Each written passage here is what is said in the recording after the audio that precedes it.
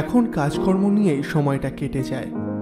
আসলে পাখির ব্যবসাটা সামান্য বড় করার জন্য ওপরের দোতলায় ছাদে দুজনের জায়গায় এখন 3 জনকে কাজে লাগাতে হয়েছে। তাছাড়া বেশ খানিকটা জায়গা বড় করা, এমনকি একটার জায়গায় পাখির জন্য আর অন্যান্য কারণের জন্য একটা নতুন জায়গা ভাড়া, তাছাড়া সম্প্রতি একটা দোকান ঘরের ব্যবস্থার কথাও চলছে। এই নিয়েই কয়েকটা দিন বহুদিকে ব্যস্ত ছিলাম। তাই বেশ রাতের দিকে যখন ফোনটা এলো, প্রথমে ভেবেছিলাম কাজের দিক থেকেই কেউ ফোন করেছে। তাই ফোনটা তুলে যখন চেনা গলা শুনতে পেলাম। কি ব্যাপার বলো তো বন্ধু, হাতে কি কেস টেস নেই বলে তোমার কোনো বার্তাও নেই নাকি? একেবারে ডুমুরের ফুল হয়ে গেছে দেখছি। প্রায় মাসখানেক হয়ে গেল যে তোমার কোনো বার্তাই নেই। এমনিও তো মাঝে মাঝে এ পথে আসা যায় নাকি? আরে সে ব্যাপার নয়, আসলে কাজের মধ্যে এমনভাবে ডুবে রয়েছি অন্য কোনো দিকে মন দেওয়ার সময়ই পাচ্ছি না। তবে হাতে নতুন কোনো কেস এলে তুমি যে নিজেই আমায় জানাবে সেটা তো আমার জানা, তাই আর কি। হ্যাঁ, ছাদে আরো দুটো বড় বড় খাঁচা এবং তার সঙ্গে ছাদের এক পাশটায় জায়গা সামান্য ঘিরে নিয়ে সেখানে আনুষঙ্গিক কিছু জিনিসপত্র রাখার ব্যবস্থা করেছো। তাছাড়া বড় মার্কেটের কাছে দিব্যেন্দু হালদারের একটা পুরনো দোকান ঘর অনেকদিন হলো বন্ধ হয়ে পড়েও আছে। সেটাই ভাড়ায় নেওয়ার জন্য সামান্য কথাবার্তাও চলছে। তবে সুবিধে খুব একটা হচ্ছে না, কারণ দিব্যেন্দু হালদারের চেনাশোনা অনেক লোক বাজারে রয়েছে। তাছাড়া দিব্যেন্দু হালদার এত সহজে ওই জায়গাটা ছাড়তেও চাইছে না। তাছাড়া বাকি সমস্ত কিছুই ভালোই আছে, কি তাই তো? প্রথম প্রথম শঙ্করের মুখে এমন কথাগুলো শুনলে একটু অবাকই হতাম, তবে এখন আর হলাম না। বললাম, তোমার নজর এড়িয়ে কোনো কিছুই হয় না। বিশেষ করে জয়ন্তীপুর কিংবা তার আশেপাশে যদি কোনো কিছু করতে চাই তাহলে সেটা তোমায় জানাতেই হবে, না হলে তুমি ঠিক জানতে পারবে। অবশ্য এসব আমি ভাবি না, কিন্তু ব্যাপারটা কি বলো তো? একটু আগে মিস্টার রায় টেলিফোন করেছিলেন, বলেন দু একটা কেসে নাকি সাহায্য করতে হবে। ব্যাপারটা খুবই গোপন, তবে তার মধ্যে খানিকটা নাকি বাইরে চাউরও হয়ে গেছে। যতদূর বুঝতে পারছি কোনো খুনেরই ব্যাপার হয়তো। টেলিফোনে তেমন বেশি কিছু বললেন না। কাল সকালে বাড়িতে আসবেন এবং তখনই তার সঙ্গে আমাদের মার্ডার স্পটে যেতে হবে। যদি তুমি ফাঁকা থাকো তাহলে কাল সকাল সকাল একবার চলে এসো। তুমি তো মিস্টার রায়কে জানোই, তার সকাল মানে কিন্তু একেবারে সকাল। পুলিশের লোক যে এত সময় সম্পর্কে পাঞ্চুয়াল হতে পারে সেটা মিস্টার রায়কে না দেখলে বুঝতে পারতাম না। মনের ভেতরের উত্তেজনা যেন একটু একটু করে দানা বাঁধতে শুরু করলো। সত্যি বলতে প্রায় মাসখানেক শঙ্করের হাতে তেমন কোনো কেস নেই, তাই আমিও কেমন যেন একটু ঝিমিয়ে পড়েছিলাম। হাতে কেস না থাকলে নিজেদের কেমন যেন বেকার বেকার বলে মনে হয়। যদিও শঙ্কর নিজেই সমস্ত কিছু করে, আমি তাকে সাহায্য করি মাত্র, তবুও ওই সাহায্য করা কিংবা পাশে থাকার ব্যাপারটাতেই বেশ একটা আনন্দ আছে। তাই তো সঙ্গে সঙ্গে জানিয়ে দিলাম কাল সকাল সকাল আমি পৌঁছে যাব। তারপর রাতে দুটো টেলিফোন করে গোটা সকালের ব্যবস্থাটা বাকিদের দিয়ে ম্যানেজ করিয়ে নেওয়ার ব্যবস্থা করে তাড়াতাড়ি শুতে চলে গেলাম। পরদিন সকালে যখন গিয়ে পৌঁছলাম তখন বুঝতে পারলাম মিস্টার রায় এসে পড়েছেন। হাত ঘড়ির দিকে তাকিয়ে দেখলাম সকাল মাত্র 7টা। আজ এত সকাল সকাল মিস্টার রায়, ব্যাপার কি? জটিল কেস বলে মনে হচ্ছে। আরে শুধু জটিল নয়, বেশ জটিল। পাশের থানার আন্ডারে এই থানার যে অফিসার আছে সে আমার বন্ধু। 3 দিন হয়ে গেল বডি পোস্টমর্টম করা হয়েছে, কিন্তু কিছুই বুঝতে পারা যাচ্ছে না। তাই যদি আজ একবার শঙ্কর বাবুকে নিয়ে যাওয়া যেত মার্ডার স্পটটায়, আর বডি দুটোই দেখিয়ে আনতাম, যদি কিছু করা যায় আর কি। যে ব্যাপারটা আমায় বলেছিলেন সেটা একবার শান্তনুকে বলুন, ও শুনে যদি কিছু বুঝতে পারে। এখানে এত কিছু শোনাচ্ছে, আমার মনে হয় এখনই বেরিয়ে পড়লেই হয়। পুলিশের গাড়ি আছে, আপনাদের নিয়ে থানায় চলে যাই। তারপর সেখানে গিয়ে ওর মুখে সমস্ত কথা শুনতে পাবেন। একবার মৃতদেহটা দেখাও হয়ে যাবে। বোঝা গেল মিস্টার রায়ের তাড়া রয়েছে। তাছাড়া বোধহয় আমাদের পৌঁছে দিয়ে তিনি নিজের থানায় ফিরে যাবেন। তার পরনে পুলিশের পোশাক, তাই আমরা দেরি করলাম না। চড়কের হাতের 1 কাপ করে চা খেয়ে আমরা যখন বেরিয়ে পড়লাম, তখন এই শীতের সকালে চারপাশের বাতাসটা শিরশিরে ঠান্ডা হয়ে রয়েছে। রোদটা সবেমাত্র ঠান্ডা বাতাসকে ভেঙে টুকরো টুকরো করে যেন নিজের আধিপত্য বজায় রাখার চেষ্টা করছে। আমাদের তো বেশ ভালোভাবেই চলছিল। পেছনে আমি আর শঙ্কর, সামনে মিস্টার রায় এবং তার পাশে গাড়ির ড্রাইভার। শঙ্কর মন দিয়ে কি যেন ভাবছিল। বললাম, আরে কেসের ব্যাপারে তো এখনো কিছু জানাই যায়নি, তাহলে এখন থেকেই শুরু করলে কি করে? তুমি তো নিজেই বলো যে কোনো ব্যাপারে ভালোভাবে না জেনে তার আগে চিন্তা ভাবনা করতে নেই। শঙ্করের চোখে মুখে কিন্তু একটা গভীর চিন্তার ভাঁজ এবার দেখতে পেলাম। বাইরের দিকে তাকিয়ে থাকতে থাকতে সে আস্তে আস্তে বলল, জয়ন্তপুরের পাশের থানা মানে মতিগঞ্জের দিকে 2-3 দিন আগে একটা খবর পেয়েছিলাম, সেখানে একটা লোক নাকি খুন হয়েছে। তবে শুধু খুন হয়নি, তার মাথার চুলগুলোকেও যেন মাথা থেকে ছিঁড়ে নিয়েছিল। যদি সেই ব্যাপারটাই হয় তাহলে ব্যাপারটা এর মধ্যে অনেকেই জানে, কিন্তু তারপরও এত গোপনীয়তা যখন, নিশ্চয়ই এমন কিছু ব্যাপার আছে যেটা পুলিশ আলাদা করে জানতে পেরেছে। চমকে উঠলাম। মাথা থেকে চুল ছিঁড়ে নিয়েছে? কিন্তু এমনভাবে কেউ কাউকে খুন করতে যাবে কেন? কতটা হিংস্র হলে কেউ মাথা থেকে গোছা গোছা চুল টেনে ছিঁড়ে ফেলতে পারে? এর কিছুক্ষণ পরেই আমরা গিয়ে পৌঁছলাম মতিগঞ্জ থানার অফিসার মিস্টার হালদারের কাছে। প্রাথমিক আলাপ পরিচয়ের পর্ব সারার পরে মিস্টার রায় জানালেন তিনি বেরিয়ে পড়বেন। এরপর থেকে মিস্টার হালদারই আমাদের সমস্ত কিছু গাইড করবে এবং বাড়িতে পৌঁছে দেওয়ার ব্যবস্থাটাও তিনিই দেখবেন। চলে যাওয়ার আগে মিস্টার রায়ের সাথে শঙ্কর কিছুক্ষণ কথা বলে এলো। আমি বসে আছি মিস্টার হালদারের সামনে উল্টো দিকের চেয়ারে। একটু পরেই শঙ্কর এসে বসেছে এবং মিস্টার হালদার বললেন, দেখুন, জানি আপনাকে খুবই বিরক্ত করাচ্ছে ব্যাপারটা, কিন্তু সমস্যাটা হলো আমরা একটা অদ্ভুত সমস্যায় পড়ে গেছি। যিনি মারা গেছেন তার নাম দিবাকর চৌধুরী। ভদ্রলোকের তেমন রাজনৈতিক মহলে তার বেশি চেনাশোনা রয়েছে। এবার এমন একটা মানুষের মৃত্যুতে হঠাৎ করে যে রাজনৈতিক মহল এবং বাকি দিকটাও একটু টালমাল হতে পারে সেটা তো বুঝতেই পারছেন। পোস্টমর্টম রিপোর্ট বেরিয়ে গেলেও এখনও সেটা বাইরে জানানো হয়নি। পুলিশের তরফ থেকে জানানো হয়েছে পোস্টমর্টম রিপোর্ট বের হতে এখনও একটু সময় লাগছে। সেই সময়টুকুর মধ্যে চাইছি যদি কিছু একটা খুঁজে বার করা যায়। আসলে ভদ্রলোককে এমন বিভৎসভাবে যে কে মারতে পারে সেটাই বুঝতে পারছি না। দিবাকর রায়চৌধুরী রাজনৈতিক মহলে প্রতিপত্ত রয়েছে, নামটা চেনা বলেই মনে হচ্ছে। আচ্ছা, খুনটা কিভাবে হয়েছিল? সকালে একজন লোক প্রথম মৃতদেহটা দেখতে পায়। লোকটা সাইকেল নিয়ে ওই বড় রাস্তার দিক থেকে একটু ভেতরের দিকে ছোট রাস্তা ধরে যাচ্ছিল। শীতের সময় সকালের দিকে কুয়াশা হয়ে থাকে চারিদিকটায়। কি কারণে যেন লোকটা ওই ডোবাটার কাছে দাঁড়িয়েছিল, আর তখনই দেখতে পায় জলের ভেতর থেকে বাইরে বেরিয়ে রয়েছে 2টো পা। সারা রাত ঠান্ডা কুয়াশায় ভিজে 2টো পা কেমন যেন সাদা ফ্যাকাশে হয়ে গেছে। লোকটা ভয় পেয়ে তাড়াতাড়ি ছুটে আসে বড় রাস্তার কাছে একটা চায়ের দোকানের দিকে। তারপরে লোকজন নিয়ে আবার যায়। তখনই আমরা খবরটা পাই। আমরা যখন গিয়ে পৌঁছই তখন বেশ লোকজন জড়ো হয়েছে। সবাইকে সরিয়ে দিয়ে মৃতদেহ তুলতেই দেখা যায় মৃতদেহ জলে ভিজে সাদা হয়ে গেছে। প্রথমে মনে হয়েছিল জলে ডুবে মৃত্যু হয়েছে কোনোভাবে, হয়তো জলে পড়ে গিয়ে। কিন্তু মৃতদেহ তুলতে গিয়েই আসল ব্যাপারটা চোখে পড়ে। তার গোটা মাথায় রক্ত জমে রয়েছে, মাথায় একটাও চুল নেই। যেন কেউ তার মাথার সমস্ত চুল 2 হাতে টানতে টানতে ছিঁড়ে ফেলে দিয়েছে। চুলগুলো ছড়িয়েছিল একপাশে। প্রথমে আমরা ব্যাপারটা বুঝতে পারিনি, এমনিতেই নোংরা জায়গা, তাই ভেবেছি কিছু একটা হবে।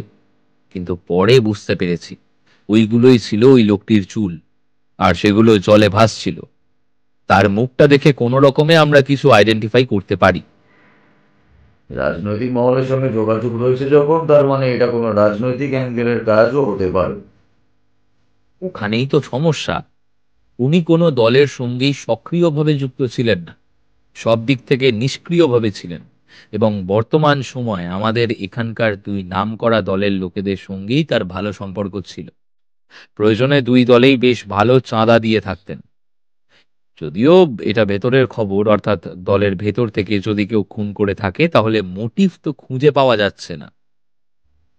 অন্য কোনো শত্রু? অর্থাৎ রাজনৈতিক ব্যক্তি দুটোই যখন একসঙ্গে রয়েছে তখন অন্যান্য শত্রু থাকতেও তো পারে নাকি? জিজ্ঞাসাবাদ করেছি। ভদ্রলোকের মতিগঞ্জ এলাকায় দুটো বড় বাড়ি আছে, সেগুলো ভাড়াতেই থাকে।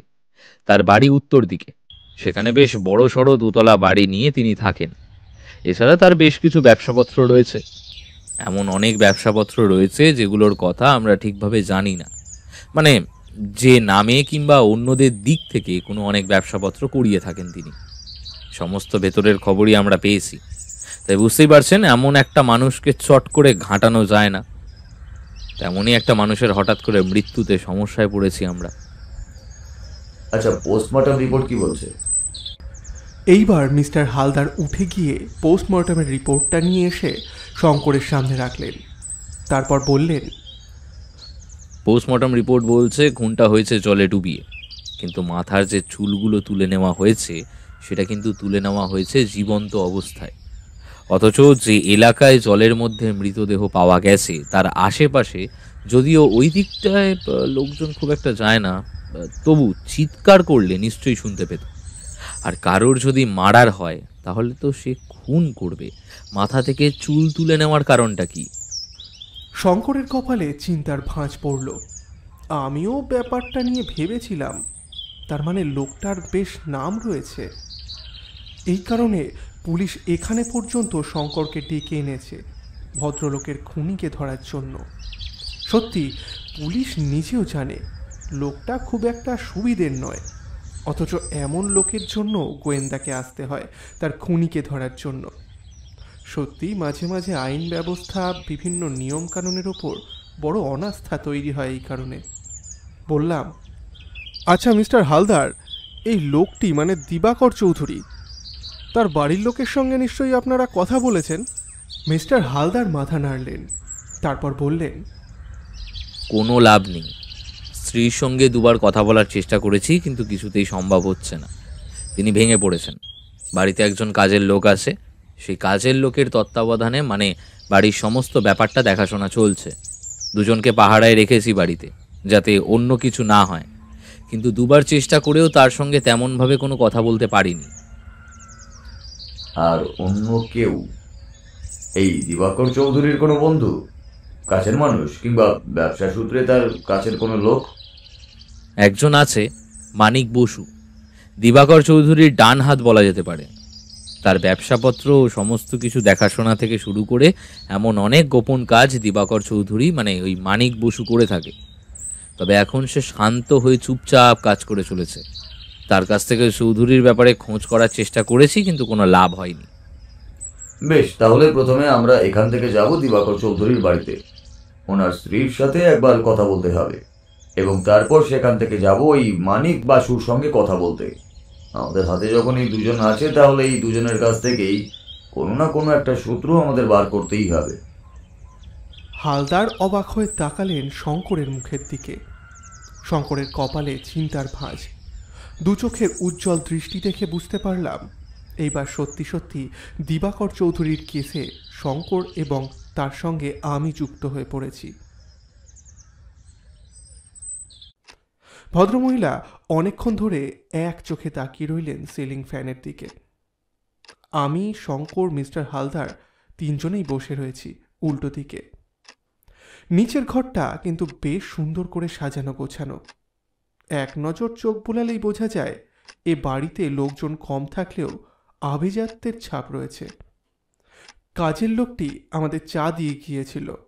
শঙ্কর শব্দ করেই চায়ে চুমুক দিল, তারপর বলল, দেখুন, আমি বুঝতে পারছি আপনার মানসিক অবস্থা এখন মোটেই ভালো নেই, কিন্তু এই মুহূর্তে আপনি যদি আমাদের সাহায্য না করেন তাহলে আপনার স্বামীর খুনিকে তো আমরা কোনোভাবেই ধরতে পারবো না, তাই না? ভদ্রমহিলা সিলিংয়ের দিকে তাকিয়ে রইল একভাবে। তারপর কেমন একটা অদ্ভুতভাবে কাটা কাটা স্বরে কথাটা বললেন, আপনাদের আমি এই ব্যাপারে সাহায্য করতে পারি, কিন্তু আপনাদের কথা দিতে হবে যে আমি যেগুলো বলবো সেগুলো আপনারা বাইরের কাউকে কোনোভাবেই জানাবেন না। এখানে তো অফিসার বাবু নিজেও আছেন।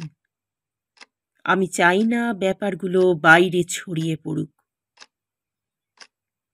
যে চলে গেছে তার অনুপস্থিতিতে তার অপমান বা অসম্মান হোক, সেটা আমি কিছুতেই চাই না শঙ্করবাবু।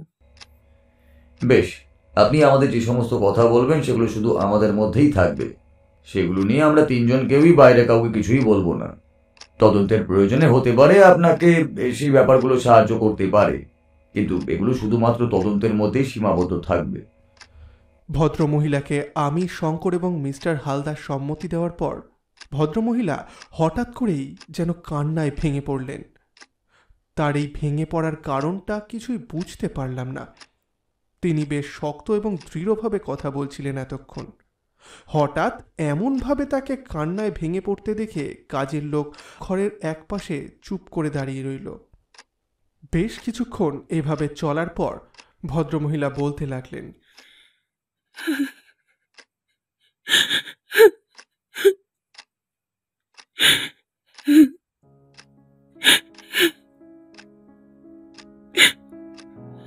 ওনাকে সবাই ভালো মানুষ বলে চিনত।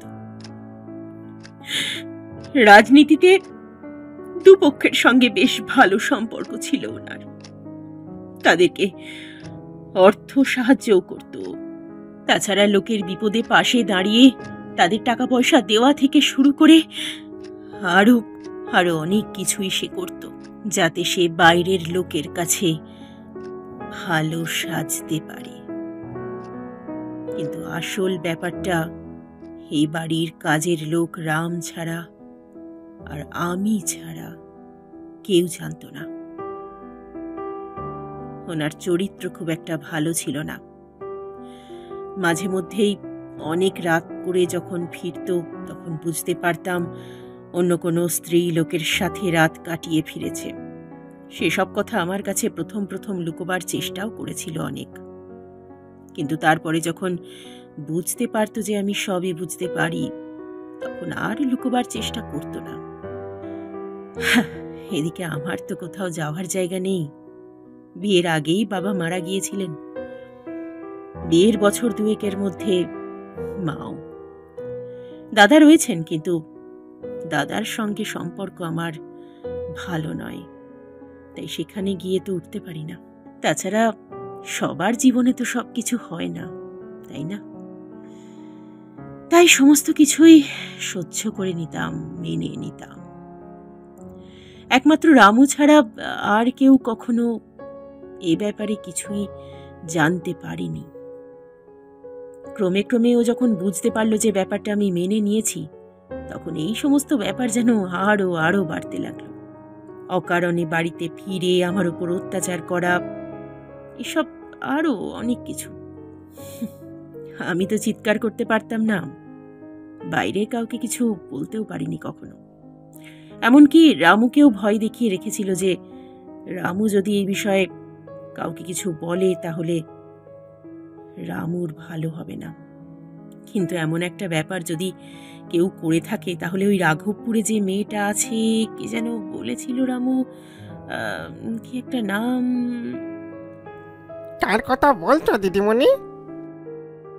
আরে ওই যে রাঘবপুরের সেই মেয়েটা, একবার যখন বাড়িতে ফিরে এসে প্রচন্ড ঝগড়া হলো না, 2 দিন বাড়ির বাইরেই কাটিয়ে এসেছিল, সেই মেয়েটা বেশ কি নাম যেন। রামু যেন মনে করার চেষ্টা করতে লাগলো। তারপর এক সময় বলল, হ্যাঁ, মনে পড়েছে। পারুল বলে একটা মেয়ে ছিল। হ্যাঁ হ্যাঁ, পারুল বিশ্বাস। রাঘবপুরের কাছে বাড়ি। তার বাড়িতে 2 দিন কাটিয়েছিল। তারপরের দিন মদ্যপ অবস্থায় বাড়িতে ফিরে আসি সে। বাড়িতে সেদিন প্রচন্ড ঝামেলা হয়েছিল, তবে ঝামেলা হলেও আমরা চিৎকার চেঁচামেচি করতাম না। ঝামেলাটা চাপা গলাতেই হতো। একেই তো ওনার নাম আছে সব জায়গায়। তারপর এমন একটা ব্যাপার বাড়ি থেকে বাইরে গেলে তাতে লজ্জা আমারও। তবে এসব কিছু সেই অবধি থেমে রইল না। রাঘবপুরের সেই পারুল, তারপরে এই মতিগঞ্জে একটি মেয়ে আছে, তাছাড়া জয়ন্তপুরে আরও একটি মেয়ে, এই 3 জনের সঙ্গেই তার ঘনিষ্ঠতা সবচেয়ে বেশি ছিল। তার মানে আপনি সন্দেহ করছেন এই 3 জন মেয়ের সঙ্গেই সম্পর্কের ঘনিষ্ঠতা বেশি ছিল? এই 3 জনের মধ্যেই কেউ কাজটা করে থাকতে পারে, কিন্তু কেন? তাদের সঙ্গে যদি ওনার একটা অবৈধ সম্পর্ক থেকেই থাকে, তাহলে খুন করতেই বা যাবে কেন? এইবার মিসেস চৌধুরী হাসলেন, তারপর বললেন, ওনার যে অনেক টাকা আছে, টাকা, অনেক টাকা। সেই টাকার জন্যই যে ওরা ওনার সঙ্গে অবৈধ সম্পর্কে জড়িয়েছিল, সেটা বুঝতে আশা করি আপনাদের খুব একটা সমস্যা হচ্ছে না। কিন্তু সম্প্রতি ব্যবসায় সামান্য ভাটা পড়তে শুরু করেছিল তার। শেষের দিকে প্রায় সময় উনি ব্যবসা পড়ে যাওয়া নিয়ে কথা বলতেন। তাছাড়া সেই সময় তাকে বুঝিয়ে সুঝিয়ে আমি ওই সমস্ত ব্যাপার থেকে একটু দূরে সরিয়ে আনতে পেরেছিলাম, ওই ব্যবসার খাতিরে আর কি। তারপর তো বাড়িতে ফোন আসতে শুরু করে। টেলিফোনে অচেনা অজানা মেয়েরা অনেক কিছুই বলতো, সে সমস্ত কথা আমি নিজেও বলতে পারবো না। মাঝে মাঝেই অনেকেই টেলিফোন করে ওনাকে চাইতো। একসময় আমি আর রামু টেলিফোনে তাদেরকে বোঝাতে বোঝাতে অতিষ্ঠ হয়ে পড়েছিলাম। ওনাকে বলেছিলাম এই বিষয়টাও, উনি বলেছিলেন টেলিফোন না ধরতে। দেখুন, যে সময়টা উনি নিজের মতোই এই সমস্ত করে গেছেন, তখন কিছুই হয়নি। যখন ব্যবসায় সামান্য ঘাটতি পেয়ে আস্তে আস্তে এই সমস্ত কিছু থেকে সরে আসার চেষ্টা করতে লাগলেন, ঠিক তখনই। কিন্তু খুনটা করা হয়েছে এই এলাকাতে, এবং অমনভাবে মাথার চুলগুলো ছিঁড়ে নেওয়া সেটাও তো সহজ কাজ নয়। শুধুমাত্র একজন মহিলার পক্ষে এমন একটা কাজ করা কি আদৌ সম্ভব হতে পারে? দেখুন, সেসব কিছু আমি বলতে পারবো না, তবে আমি যতটা জানি ততটাই বললাম। আলাদা করে ওনার যদি কোনো শত্রু হয়ে থাকে, তাহলে সে ব্যাপারে আমায় তো উনি কখনো কিছু বলেননি, তাই আমি এই বিষয়টা ঠিক জানি না। তবে যেদিন মদ্যপ অবস্থায় বাড়ি ফিরে ঝামেলা করেছিলেন, সেদিন নিজেই নেশার ঘোরে এই কথাগুলো আমাকে বলেছিলেন বলেই আমি জানতে পেরেছি, তাই এতটুকুও বলতে পারলাম আপনাকে, নইলে হয়তো এটাও পারতাম না। ঠিক আছে মিসেস চৌধুরী, আপনার এই বয়ান আমাদের কাজে লাগবে আশা করি। আমরা ওই 3 জনের সঙ্গে যোগাযোগ করার চেষ্টা করব। এর মাঝে যদি আপনার কোনো কিছু মনে পড়ে, সেটাও আমায় জানাবেন। আর আরেকটা কথা, যেদিন খুনটা হয়, মানে যেদিন রাতে ওই পথের কাছে জলার ধারে পাওয়া গেছিল মিস্টার চৌধুরীকে, সেদিন উনি রাতের বেলা বাড়ি ফিরে এসেছিলেন? কথাটা শুনে মিসেস চৌধুরী একবার যেন সিলিংয়ের দিকে তাকালেন, তারপর অবসন্নের মতো বললেন, সেদিন রাতে রামু, রামু, একটু জল পাওয়া যাবে গো? গলাটা কেমন। রামু জল এনে চলে গেল। মিসেস চৌধুরী আবার বললেন, রাতে উনি বাড়ি ফিরে আসেননি। সন্ধ্যার দিকে ফোন করেছিলেন যে বাড়ি ফিরতে একটু দেরি হবে। কোথা থেকে টেলিফোন করেছিলেন? দোকানের কাছ থেকে টেলিফোন করেছিলেন। মানিকবাবুর সঙ্গে যে দোকানটায় বিকেলের পর তিনি মাঝে মাঝেই বসতেন, আসলে এটা দুজনেরই একসাথে পার্টনারশিপে ছিল। মাঝে মাঝে উনি যেতেন, বেশিরভাগ সময় যদিও মানিকবাবুই থাকতেন। তাও কটা নাগাদ টেলিফোন করেছিলেন? মিসেস চৌধুরীর উত্তর দিতে শঙ্কর উঠে দাঁড়ালো। কি যেন একটা গভীরভাবে ভাবছে। এই বসার ঘরের এক পাশ থেকে একটা ছোট্ট সিঁড়ি উঠে গেছে দোতলার দিকে। বসার ঘরের বাইরের দিকে একটা দরজা ভেতরের দিকে, একটা দরজা চলে গেছে রান্নাঘরের কাছে। শঙ্করের দৃষ্টি ঘরের চারদিকে ঘুরছে। সে একবার গোল জায়গাটা চক্কর খেয়ে ফেলল। কেউ কোনো কথা বলছে না। ঘরের ভেতর নীরবতা। রামু জল নিয়ে এসেছে। শঙ্কর জলটা খেলো, তারপর বলল, আচ্ছা বেশ মিসেস চৌধুরী, এবার আমরা বেরোবো। আপনার সহায়তার জন্য অসংখ্য ধন্যবাদ। এমন সময় যে আপনি আমাদের এভাবে সাহায্য করছেন, তবে বুঝতেই তো পারছেন হয়তো দেহটা পেতে আর একটু সময় লাগবে। রিপোর্ট এখনো বের হয়নি, সেটা বেরোলে তারপরে মৃতদেহের ব্যবস্থা আমরা করব। তবে একটা কথা যদিও আপনাকে না বললেও চলে, তবুও আপনি কিংবা রামু কেউ কিন্তু এই সময় শহর ছেড়ে কোথাও যাবেন না। বুঝতেই পারছেন পুলিশের ব্যাপার। এরপর আমরা তিনজন বেরিয়ে পড়লাম দিবাকর চৌধুরীর বাড়ি থেকে। পথে এসে জিপে উঠতে উঠতে মিস্টার হালদার বললেন, কিছু বুঝতে পারলেন? ওই ভদ্রমহিলা তো আবার 3জন মহিলার কথা বললেন। 3জনের নামও আলাদা, জায়গা আলাদা, আলাদা করে সবার সঙ্গে কথা বলতে হবে। আলাদা করে কথা বলতে হবে না, এতে 3জনের সঙ্গে আমি নিজেই কথা বলবো। সঙ্গে পুলিশ থাকলে এদের কাছ থেকে আসল তথ্য খুঁজে বার করা যাবে। এখন আমরা এই মানিক বাসুর কাছে যাব, তারপর সেখান থেকে আজকেই বোধহয় পুরো ব্যাপারটা হবে না। আচ্ছা, বাকি ব্যাপারটা আমি পরে দেখে নিচ্ছি। মানিকবাবুর দোকানে গিয়ে তার সঙ্গে বেশ কিছুক্ষণ কথাবার্তা চলল। মানিকবাবু প্রথমে জানালেন, দেখুন স্যার, কোনো শত্রু থাকতে পারে সেটা তো আমি ভাবতে পারছি না। তিনি ব্যবসাগুলো নিজে কখনো দেখেননি। টাকা পয়সা দিয়ে ব্যবসা খুলে প্রত্যেক ব্যবসায় এক একজন করে রেখে দেন এবং তারাই সেই নিজের মতন করে সব কিছু দেখে শুনে নেয়। তিনি নিজে হিসাব সেভাবে দেখেন না। আর আর মিথ্যা বলবো না, কখনো কোনো কিছুর কৈফিয়তও চান না। ব্যবসায় খারাপ গেলে তখন একটু কথাবার্তা বলেন যাতে ব্যবসাটা ভালো করা যায়, কিন্তু অন্যান্য মালিকদের মতন তিনি কখনোই করেন না। আমাদের এইসব কথার প্রয়োজন নেই এখন। শত্রুর ব্যাপারে যদি কিছু জানা থাকে সেটা বলো। আর তাছাড়া আমরা একটা খবর পেয়েছি, চৌধুরী বাবুর সঙ্গে আশেপাশের এলাকার বেশ কয়েকজন স্ত্রীলোকের একটা অবৈধ সম্পর্কও ছিল। এই সমস্ত ব্যাপারে তোমার নিশ্চয়ই কিছু জানা আছে, তুমি তো তার সবচেয়ে কাছের লোক ছিলে। এই কথায় মানিকবাবুর মুখটা কেমন যেন হয়ে গেল। তিনি ভালো করে আশপাশটা দেখে নিয়ে গলা নামিয়ে বললেন, তবে ওনার একটা ব্যাপার ছিল স্যার, কতবার বারণ করেছি, আমার কথা কিছুতেই শুনছিল না। দিবাকর বাবুর বউটা ভালো, না হলে এমন কিছু জানলে আমাদের বাড়ির বউ হলে কবে। কিন্তু কিন্তু চৌধুরী বাবুর এই একটা দিক ছাড়া কিন্তু বাকি সব কিছুই ভালো। তবে ব্যবসায় মন্দ যাওয়ার পর থেকে একটু একটু করে সেই সব দিকে যাওয়া বন্ধ করেছিলেন। কয়েকদিন এভাবেই চলতে থাকলে আস্তে আস্তে সবই ঠিক হয়ে যেত, কিন্তু তার মধ্যেই হঠাৎ করে। অদ্ভুত ব্যাপারটা কি বলতো মানিক, খুঁজে বার করাও খুব একটা। আচ্ছা, চৌধুরী বাবু যতদিন নিজের মতো যাচ্ছিলেন ততদিন তো সবকিছুই ঠিক ছিল। যেই ব্যবসায় মন্দা যাওয়ার পর তিনি মনে করলেন এই সমস্ত কিছু ছেড়ে ছুড়ে এবার একটু ভালো হওয়া প্রয়োজন, ঠিক তখনই কেউ তাকে এমনভাবে খুন করে দিল। ব্যাপারটা তো বুঝতে পারছি না ঠিক। নিশ্চয়ই এমন কেউ আছে এই সমস্ত কিছু বন্ধ করায়, তার হয়তো কোনো সমস্যা হচ্ছিল। কিন্তু মৃত্যু যেভাবে হয়েছে তাতে তো একজনের কাজ নয়। কোনো একজনের পক্ষে তাকে অমনভাবে মারা সম্ভব নয়। যদি মনে করি হাত পা বেঁধে কিংবা মুখ বেঁধেও মারা হয়, তাহলেও তো তাকে এমনভাবে মারা যেতে পারে না। শরীরে ঘুমের ওষুধ কিংবা আর কিছু নেই, একমাত্র অ্যালকোহল পাওয়া গেছে। ওটা তো পাওয়া যাবেই স্যার, প্রত্যেক দিন মদ খেতেন, এমন একটা দিনও ছিল না যে তিনি মদ খেতেন না। কিন্তু মদ খেলেও তেমন কোনো সমস্যা কিন্তু কোনো দিন হয়নি, বিশেষ করে বাইরে তো হয়নি। বাড়ির ব্যাপার বাড়ির মধ্যেই থাকে, বাইরে বেরোই না।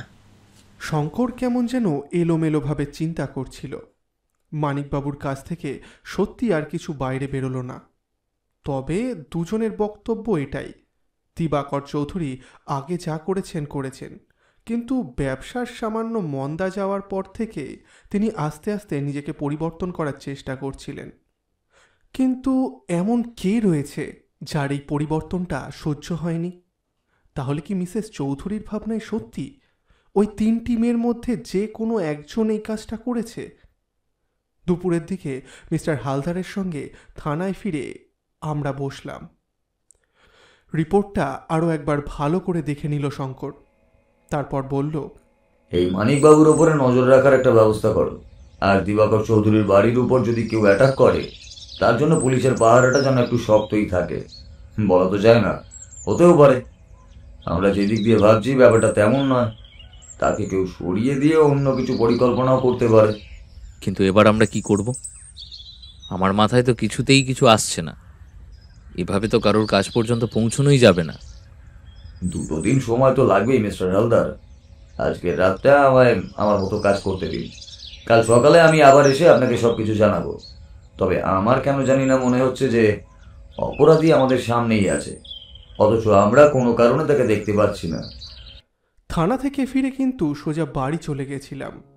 একেই তো তখন বিকেল হয়ে এসেছে। খাওয়া দাওয়া সেরে নিজের টুকিটাকি কাজকর্ম নিয়ে সন্ধ্যার দিকে যখন টেলিফোন করলাম, তখন চড়ক টেলিফোনটা ধরল। জানালো শঙ্কর নাকি বাড়িতে নেই। আর সঙ্গে সঙ্গে মনে পড়ে গেল আসার পথে শঙ্কর বলছিল, আজকে রাতের মধ্যে কিছু একটা ব্যাপার দেখতে হবে, না হলে কেন জানি না মনে হচ্ছে আমাদের হাতে সময় নেই, বড্ড দেরি হয়ে যাবে। তার মানে শঙ্কর কি সত্যি সত্যি ওই মেয়েগুলোর সঙ্গে কথা বলার জন্য রাতের বেলা বেরিয়ে পড়ল? কিন্তু রাতের বেলায় কেন? মেয়েগুলো আসলে কে? তাদের কাছ থেকে সত্যিই কি কিছু জানা যাবে? দিবাকর চৌধুরীকে কে খুন করতে পারে? নাকি এই মেয়েগুলোর মধ্যেই কেউ তার খুনের সঙ্গে জড়িত থাকতে পারে? 3 জনের সঙ্গে দিবাকর চৌধুরীর এমনভাবে সম্পর্ক ছিন্ন করায় 3 জন মিলে একসঙ্গে দিবাকর চৌধুরীকে খুন করেনি তো? মাথার ভেতর অনেক কিছুই চিন্তা ভাবনা এলো। ভাবতে ভাবতেই রাতের বেলা ঘুমিয়ে পড়েছিলাম। সকালে উঠে শঙ্করকে টেলিফোন করব বলে ভাবছিলাম, কিন্তু তার আগেই একটা অন্য কাজ এসেছিল। সেটা নিয়ে কাজ করতে করতে ব্যস্ত হয়ে পড়েছিলাম। আগেই বলেছি, ওপরেও কাজের জায়গা খানিকটা বাড়ানো হয়েছে। এ সমস্ত করে যখন সবকিছু শেষ করলাম, তখন প্রায় দুপুর হয়ে গেছে। আবার টেলিফোন করলাম শঙ্করকে, কিন্তু এবারও পাওয়া গেল না। শোনা গেল মিস্টার রায়ের সঙ্গে সে নাকি সকালের দিকেই কোথায় বেরিয়েছে। একটু যে মনক্ষুণ্ণ হলাম না সেটা নয়, কিন্তু আমি জানি অন্য সময় হলে হয়তো শঙ্কর আমায় ডাকতো, কিন্তু সে নিজেও জানে আমি আমার কাজে ব্যস্ত রয়েছি। তাছাড়া তার কত সময় লাগবে সেটা হয়তো সে নিজেও জানে না, তাই আমায় কিছু বলেনি। দেখতে দেখতে এভাবেই 2 দিন পার হয়ে গেল। খবরের কাগজেও আবার দেখতে পেলাম দিবাকর চৌধুরীর মৃত্যুর ব্যাপারটা খবরের কাগজে বড় বড় করে লিখেছে। মতিগঞ্জ এলাকায় বেশ কিছুদিন আগে একটি পরিত্যক্ত জলাশয়ের কাছে পাওয়া যায় একটা মৃতদেহ। মৃতদেহের মাথায় একটিও চুল ছিল না। আততায়ী কোনো অস্ত্র দিয়ে কিংবা অন্য কোনো নৃশংস উপায়ে তার মাথা থেকে সমস্ত চুল ছিঁড়ে নিয়েছিল।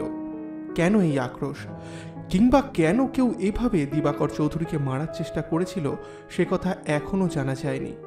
ভদ্রলোকের পরনে পোশাক এবং তাকে ভালো করে পর্যবেক্ষণ করে তার নাম ঠিকানা সমস্ত কিছু খুঁজে বার করা হয়েছে। পুলিশ তদন্ত করেছে, কিন্তু এখনো পর্যন্ত পুলিশের হাতে এমন কোনো তথ্য উঠে আসেনি যার দ্বারা আততায়ীকে ধরা যায়। তাহলে কি আততায়ী কোনো রকম সিরিয়াল কিলার যে পরপর এইভাবে কাউকে মারতে চাইছে? সাধারণ মানুষ কি সত্যিই নিরাপদ? এতদিন পরেও যখন পুলিশ কাউকে ধরতে পারছে না, তখন পুলিশের নিরাপত্তা নিয়ে প্রশ্ন উঠতেই পারে। খবরের কাগজের লোকেরা যে মাঝে মাঝে তিলকে তাল তৈরি করতে পারে তা আমার ভালোই জানা আছে। তাই আসল খবর ছাড়া বেশি কিছু পড়লাম না। আরও বেশ কয়েকটা লাইন লেখা ছিল।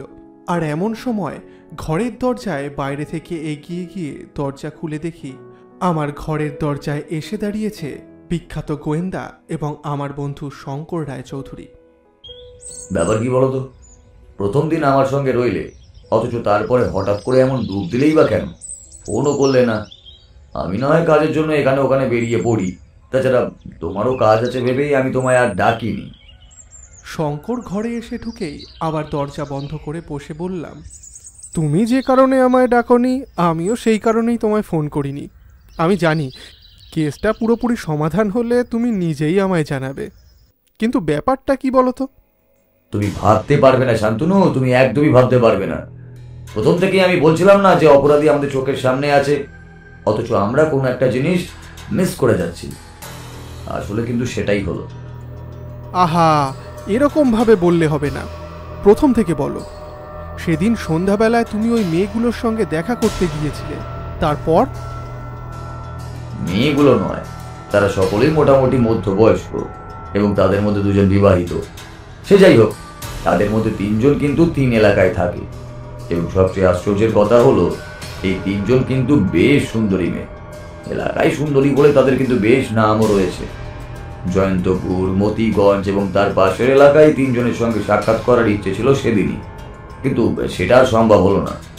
প্রথম জনের বাড়ি থেকে দিবাকর চৌধুরীর ব্যাপারে টুকিটাকি কথাবার্তা বলার চেষ্টা করতেই বুঝতে পারলাম সেই মুহূর্তে আমার সঙ্গে ব্যাপারটা নিয়ে কথা বলতে চাইছেন না। তারপর বেরিয়ে চলে আসবো এমন সময় সে আমার পিছু ডাকলো। বাড়ির বাইরে রাস্তার কাছে দাঁড়িয়ে কথাবার্তা বলে জানতে পারলাম তাতে যা বোঝা যায় আর কি, যে দিবাকর চৌধুরীর সঙ্গে ওই মেয়েটির, মানে রাঘবপুরের পারুল নামের মেয়েটির সম্পর্ক ছিল মাসখানেক আগে। মাঝে মাঝে দিবাকর চৌধুরী তার বাড়িতেও আসতো। তার বাড়ির কেউই এই সমস্ত ব্যাপারে সেভাবে জানে না। তার বাড়ির লোক এবং আশেপাশের লোকেরা জানে দিবাকর চৌধুরী তার চেনা, সেই কারণেই সে মাঝে মাঝে বাড়িতে আসে। সেই সমস্ত জটিল ব্যাপার নিয়ে আমি অত আর কথা বাড়াইনি। আমার যেটা জানা ছিল সেটাই আমি জানতে পেরেছি। প্রায় মাসখানেক আগে থেকেই তার সঙ্গে প্রায় সম্পর্ক বন্ধ হয়েই গিয়েছিল দিবাকর চৌধুরী। 2-1বার টেলিফোনও তিনি করেছিলেন, কিন্তু সেইভাবে সঠিক কোনো উত্তর পাননি, এবং দিবাকর চৌধুরীর স্ত্রী প্রত্যেকবার টেলিফোন ধরেছিলেন। তার মানে দিবাকর বাবু স্ত্রী এবং মানিকবাবু সত্যি কথাই বলেছিলেন? দিবাকর বাবু এই সমস্ত ব্যাপার থেকে সরে এসেছিলেন? তারপর জয়ন্তপুর এবং তারপর মতিগঞ্জে দুজনের সঙ্গে এক রাতে কথা বলা সম্ভব হলো না। যেহেতু জয়ন্তপুর কাছে, তাই জয়ন্তপুরে কমলিকা চৌধুরী বলে একজনের সঙ্গে দেখা করলাম। সে সেখানে একাই থাকে, বিধবা, তবে সম্পত্তি আছে বেশ। তার মা আর সে সেখানে একাই থাকে। তার সঙ্গে দিবাকর চৌধুরীর সম্পর্কটা বেশ ভালোই গড়িয়েছিল। এমনকি দিবাকর চৌধুরী মাঝে মাঝে সেখানে গিয়ে রাত্রিবাসও পর্যন্ত করতেন। তবে কমলিকার সঙ্গে কথা বলে এমন কিছু মনে হলো না যে সে দিবাকর চৌধুরীকে খুন পর্যন্ত করতে পারে বলে। সম্পর্কটা ভেঙে যাওয়ায় সে প্রথম একটু চিন্তাই ছিল। 2-1বার টেলিফোনও করেছে, তবে পরে ব্যাপারটা সামলে নেয়। তবে তৃতীয় মতিগঞ্জের যে মেয়েটির ব্যাপারে, সেই মেয়েটির সঙ্গে কিন্তু সেই রাত্রে আর কথা হলো না। পরদিন সকালে গেলাম তার বাড়িতে, এবং তার সঙ্গেই আমার অনেকক্ষণ কথা হলো। দেখুন, প্রথমে যখন দিবাকর বাবুর সঙ্গে আমার পরিচয় হয় তখন আমি জানতাম না যে উনি বিবাহিত। তখনই ওনার সঙ্গে আমার একটা, মানে বুঝতেই পারছেন। পরে যখন ব্যাপারটা জানতে পারি তখন আমাদের সম্পর্কটা অনেক দূর এগিয়ে গেছে।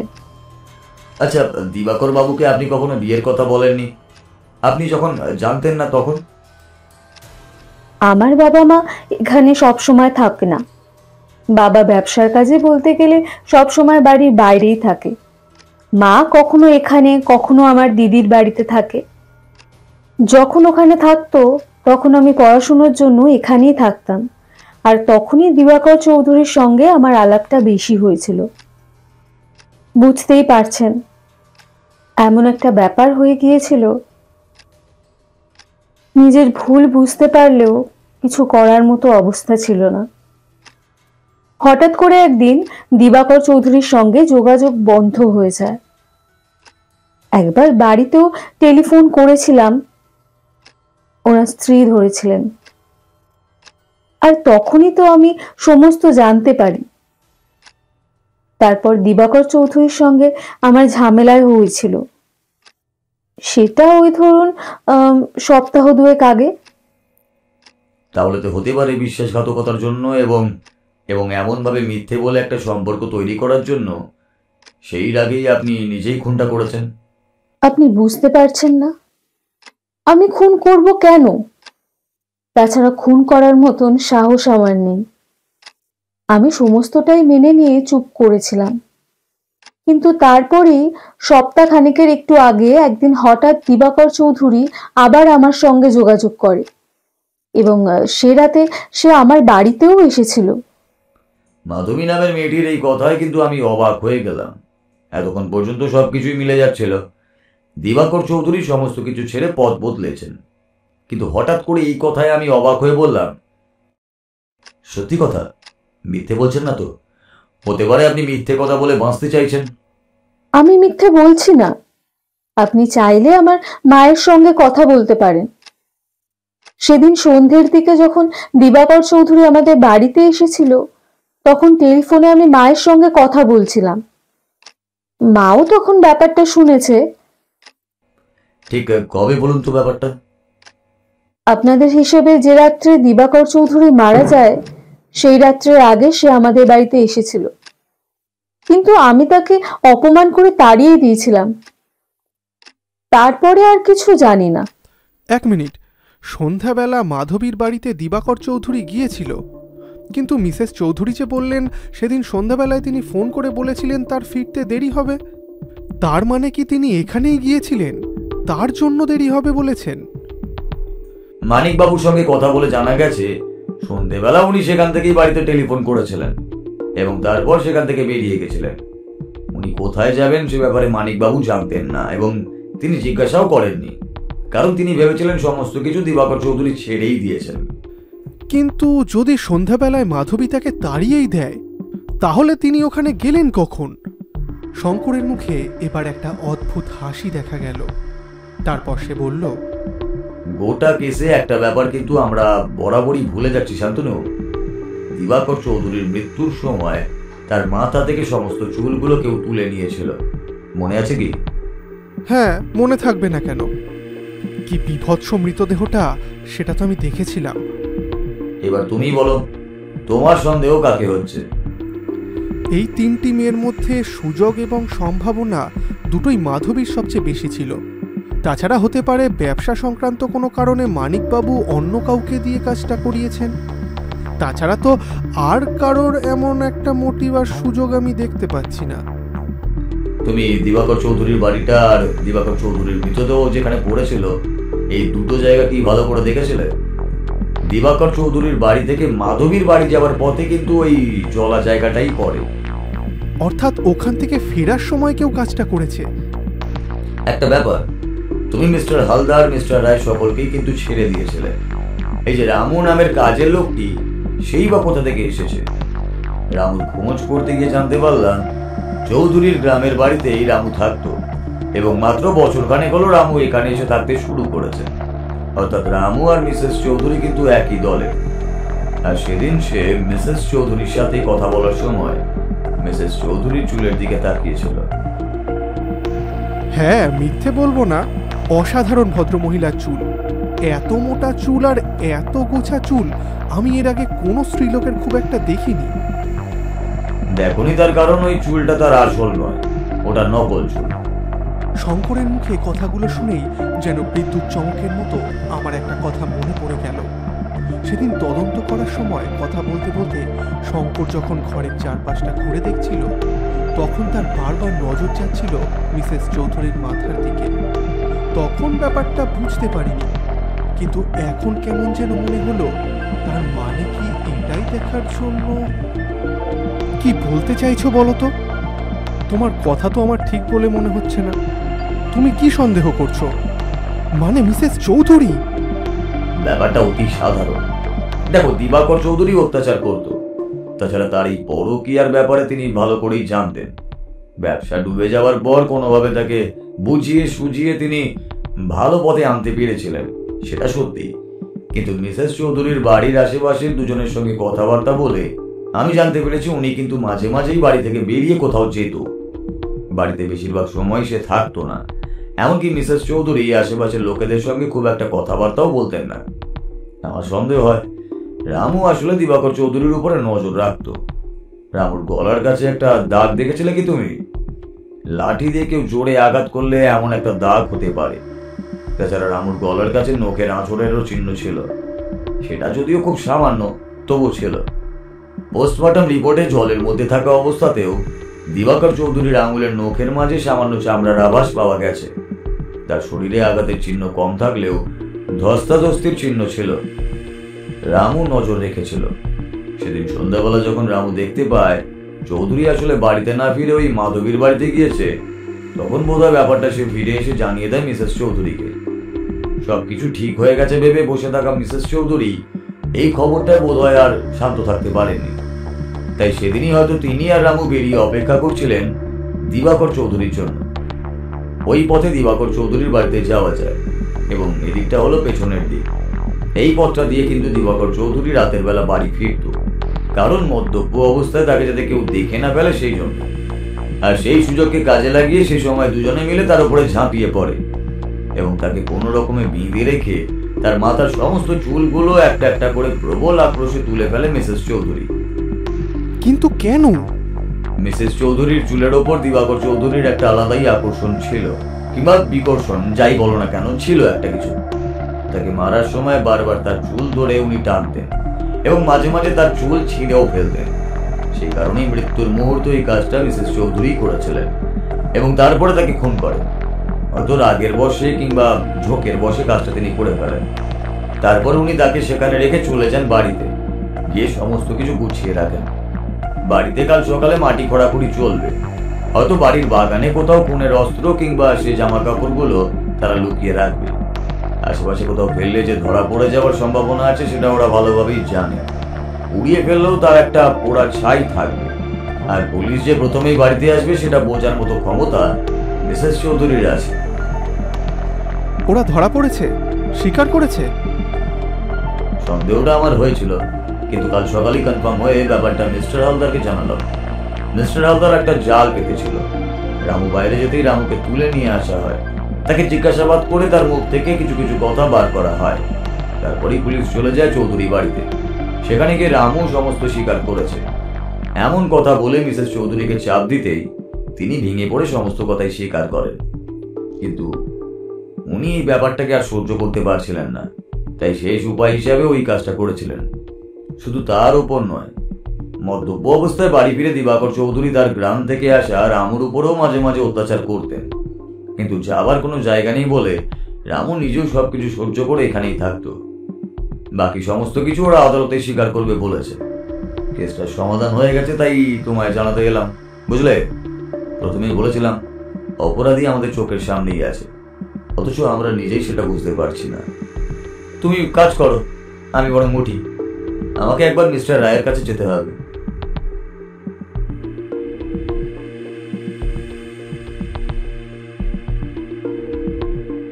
এরপরে দরজা খুলে বাইরে বেরিয়ে গেল আমার বন্ধু ওরফে গোয়েন্দা শঙ্কর রায়চৌধুরী। আমি অবাক হয়ে বসে রইলাম। মুখের সামনে ভাসতে লাগলো মিসেস চৌধুরীর সেই কান্না ভেজা মুখটা। আমার একটু মায়া লাগলো, কিন্তু নিজের হাতে খুন করে কেউ কি এমনভাবে কাঁদতে পারে? হঠাৎ করে একটা প্রশ্ন এলো মাথায়, এই কেসে আসল অপরাধী কে? মিসেস রায়চৌধুরী এবং তার গ্রামের ভাই, নাকি অন্য কেউ? অপরাধের মাপকাঠি মাপার যে নিয়ম রয়েছে সেটা কি সত্যিই সবসময় সঠিক বিচার নির্ধারণ করতে পারে? আমি অবাক হয়ে বসে রইলাম। দরজার পাল্লাটা তখন আস্তে আস্তে দুলছে।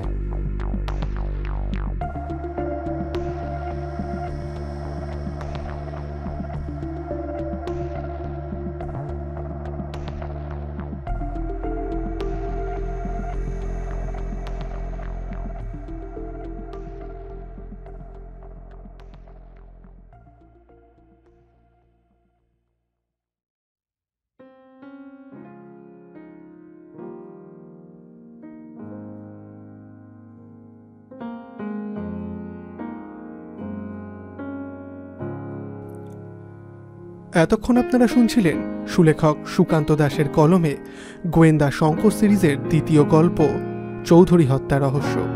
তাহলে গল্পটা কেমন লাগলো? ভালো লাগলে অবশ্যই ভিডিওটিকে লাইক করুন, কমেন্টে জানান আপনাদের মতামত, আর অনেক অনেক শেয়ার করুন। আর যারা এখনও অবধি আমাদের চ্যানেলে নতুন কিংবা এখনও সাবস্ক্রাইব করেননি, তারা তাড়াতাড়ি আমাদের চ্যানেলটি সাবস্ক্রাইব করে পাশে থাকা বেল আইকনটি প্রেস করে দিন আমাদের আগামী গল্পের নোটিফিকেশন সবার আগে পাওয়ার জন্য। আজকের গল্প পাঠে আমি কৌশিক, এছাড়াও অন্যান্য চরিত্রে বুবাই, সৌরভ, সৈকত, ঝিনুক, শৈথালি এবং কৌশিক। আবহতে ইয়ন, প্রচ্ছদে পিয়ালি। খুব শীঘ্রই আবার দেখা হবে নতুন কোনো গল্প নিয়ে। ততক্ষণ সঙ্গে থাকুন, গল্পে থাকুন।